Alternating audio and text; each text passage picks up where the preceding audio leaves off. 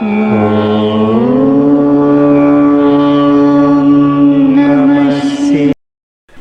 గురుభ్యో నమః.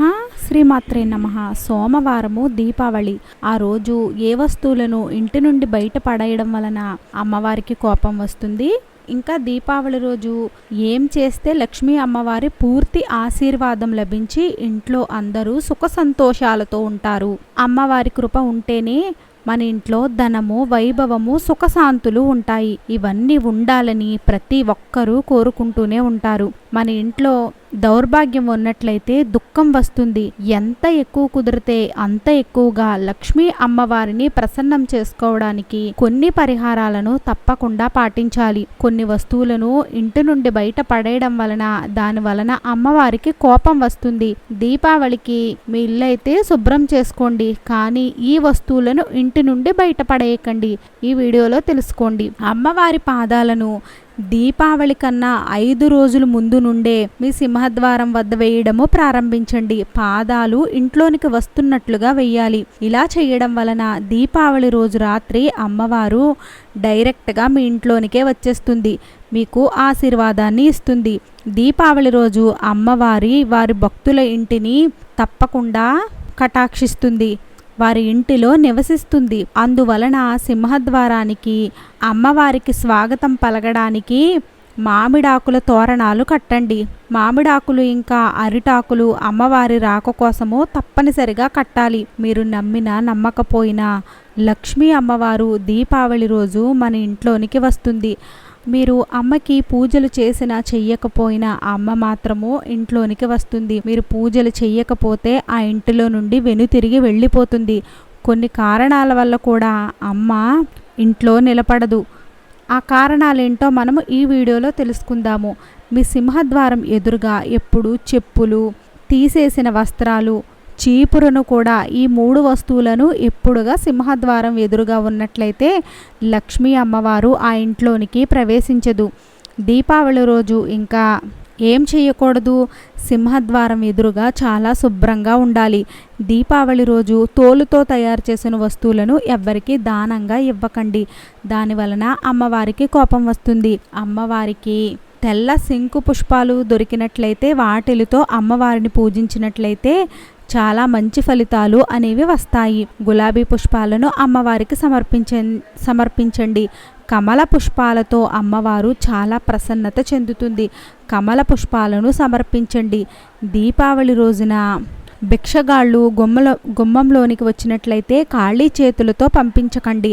లక్ష్మీ అమ్మవారు మిమ్మల్ని పరీక్షించడానికి ఏదో ఒక రూపంలో వస్తుంది. ఈ విషయాలపై ధ్యాస పెట్టండి. దీపావళి రోజు ఏ 5 వస్తువులను ఇంటి నుండి పరేయకూడదు అని అంటే ఈ విషయం తెలుసుకోవడానికి మనకి చాలా అవసరము. ఈ విషయం తెలుసుకోవడానికి కొన్ని తాంత్రిక వస్తువులలో లక్ష్మీ అమ్మవారు నివాసం ఉంటుంది. వాటిని పారేస్తే అమ్మకి కోపం వస్తుంది.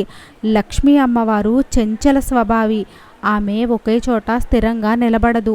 అమ్మవారి ఆశీర్వాదము లేకుండా ఉన్నట్లయితే ఇంట్లో ఎప్పుడు గొడవలు జరుగుతూ ఉంటాయి. అమ్మని ఆరాధిస్తూ ఉంటే ఇంట్లో గొడవలు పడకుండా ఉంటే అమ్మవారు ఆ ఇంట్లో స్థిరంగా ఉంటుంది. దీపావళి రోజు పాత శంకువు, ఇంకా మనము ఇదివరకు నుండి పూజలో వాడిన గవ్వలు దొరికినట్లయితే దీపావళి ముందు మీరు శుభ్రం చేస్తూ ఉంటారు కదా, ఆ సమయంలో మీరు పాత శంఖం కానీ లేదా గవ్వలు కానీ, లక్ష్మీ గవ్వలు, ఇటువంటివి మనము పూజ చేస్తూ ఉంటాము. వాటిని ఏం చేస్తామంటే దీపావళి రోజు కొత్తవి పెడతాం కదా అని వీటిని చాలామంది పారేస్తూ ఉంటారు. అలా అస్సలు పారేయకండి. వాటిలో లక్ష్మీ తత్వం ఉంటుంది. ఈ 2 వస్తువులు లక్ష్మీ అమ్మవారికి ప్రత్యేకగా చెప్తారు. వాటిని ఇంటి నుండి పారేయడం అంటే అమ్మవారినే మీరు విసిరేస్తున్నట్టు అర్థము. వాటిని శుభ్రంగా కడుక్కొని పవిత్ర స్థానంలో ఉంచుకోండి. వాటిని పాడేసినట్లయితే లక్ష్మీ అమ్మవారు ఇంటి నుండి వెళ్ళిపోతుంది. తర్వాతి వస్తువు మీ చీపురతో అమ్మవారికి సంబంధం కలిగి ఉంది. విరిగిపోయిన పాడైపోయిన చీపుర్లను ఇంట్లో ఉంచుకోకూడదు. అలా ఉంచుకున్నట్లయితే అది నెగిటివ్ ఎనర్జీస్ని తీసుకుని వస్తుంది. చీపురును అమావాస్య రోజే మీకు పాతదైపోయిన చీపురు ఏదైనా ఉన్నట్లయితే ఆ చీపురును మీరు అమావాస్య రోజే పాడేయాలి. కానీ దీపావళి అమావాస్య అనేది లక్ష్మీ అమ్మవారికి సంబంధించిన అమావాస్య కదా. మనం ఆ రోజు అమ్మవారికి ప్రత్యేకమైన విధి విధానాలతో పూజలు చేస్తాం కాబట్టి ఆ ఒక్క అమావాస్య రోజు మాత్రము చీపురును బయట పడేయకూడదు. దీపావళి రోజున మనం చీపురును పాడేసినట్లయితే మన ఉన్నతి కూడా వెళ్ళిపోతుంది. చీపురు గనక అలా పాడైపోయి ఉన్నట్లయితే ఎక్కడైనా పక్కగా పెట్టండి, తర్వాత పడేయండి. ఎర్రని వస్త్రాన్ని లక్ష్మీ స్వరూపంగా చెప్పబడింది. ఎరుపు రంగు వస్త్రాలను కూడా పారేయకండి. మీరు ఇల్లు శుభ్రం చేసేటప్పుడు మీకు పాత పర్సుల్లో ఎప్పుడెప్పుడో కాయిన్స్ అవి దొరుకుతూ ఉంటాయి, వాటిని కూడా బయట పరేయకండి. పురాతనమైన కాయిన్స్ అయినా వాటిని లక్ష్మీ స్వరూపంగానే చెప్తారు.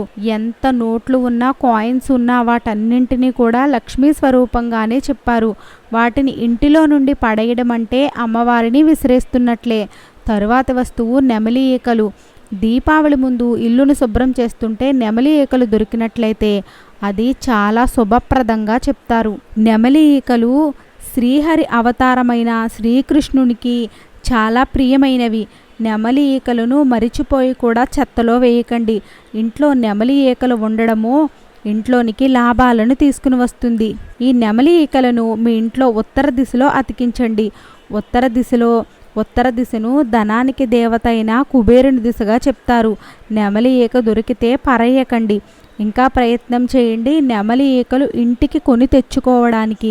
ఎవరైతే దీపావళి రోజున నెమలి ఈకలను ఇంటికి కొని తెచ్చుకుని సెంటు చల్లి మీ ధనస్థానంలో ఉంచుతారో లేదా మీ ఇంట్లో ఉత్తర దిశలో ఉంచుతారో ఆ ఇల్లు ధనము వైభవములతో నిండిపోతుంది. ఈ 5 వస్తువులు మీరు ఇల్లు శుభ్రం చేసేటప్పుడు కనిపించినట్లయితే చాలా జాగ్రత్తగా చూసుకోండి. ఈ వీడియో నచ్చినట్లయితే ఒక లైక్ మాత్రము తప్పనిసరిగా వేయండి. ఈ వీడియో నచ్చినట్లయితే మన విరాట్ మంత్ర ఛానల్ని లైక్ చేయండి, షేర్ చేయండి, సబ్స్క్రైబ్ చేసుకోండి. ఈ వీడియో నచ్చినట్లయితే కామెంట్ బాక్స్లో జై శ్రీరామ్ అని తప్పక కామెంట్ చేయండి.